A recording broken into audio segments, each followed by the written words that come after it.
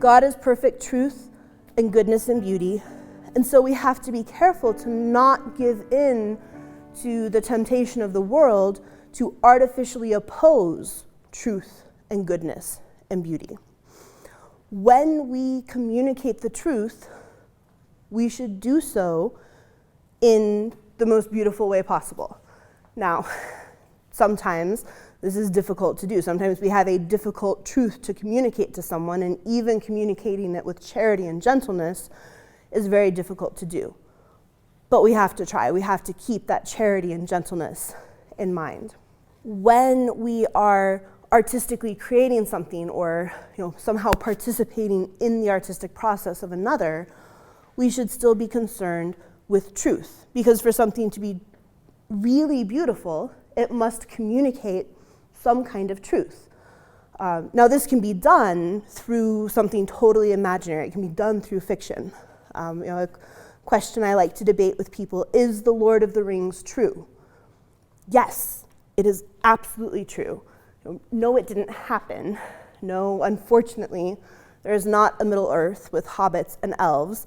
But what Tolkien says about good and evil, what he says about beauty, what he says about friendship, and about the nature of leadership, all of those things are true.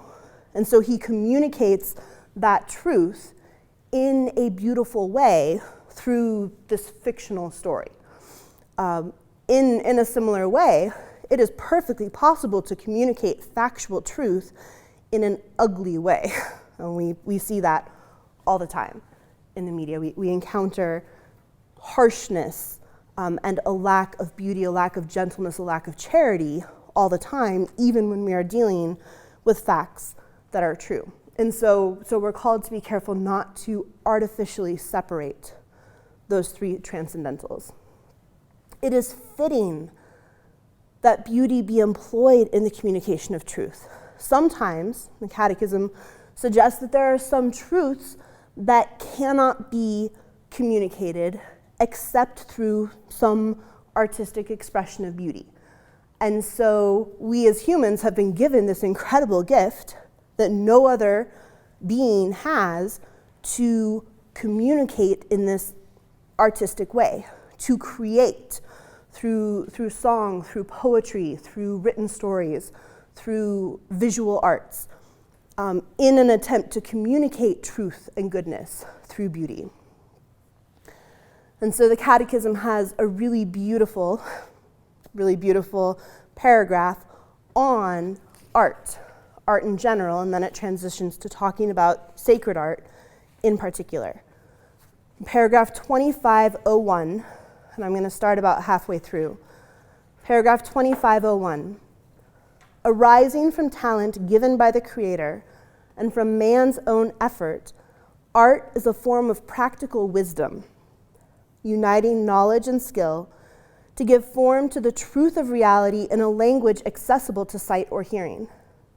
To the extent that it is inspired by truth and love of beings, art bears a certain likeness to God's activity in what He has created. And so when we create artistically in some way, and that can be a fairly loose definition, I don't consider myself artistic, but when we create artistically in some way, if that comes out of a love of truth and a love of what is, then we are participating in God's creative action. It has a certain likeness to God's creative action. And in sacred art in particular, we participate in God's communication of the truth of Himself. We participate in God's revelation.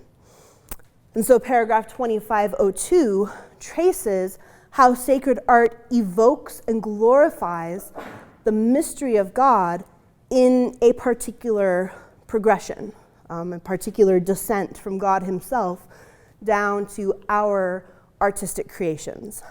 So first of all, the invisible beauty of truth and love that God is made visible in Christ, in God incarnate. And this spiritual beauty that God has made visible by joining Himself to human nature, This spiritual beauty is most perfectly reflected in Our Lady, whom the church, the Latin church, has often called tota pulchra, or Latin for totally lovely, because she most perfectly reflects the beauty of God incarnate in Christ. And this beauty is also reflected in the angels and in the saints. And therefore we, who are called to be saints, are called to reflect this beauty in our lives, but also to communicate it in the art that we create, whether that be through words, through music, through visual medium of some sort. And so if our own works of art are true to this vocation, then they also are reflections of the beauty and the truth and the goodness of God. And therefore, one of the ways that we most perfectly fulfill our call, our vocation to the virtue of truthfulness and bearing witness to the truth, who is God himself.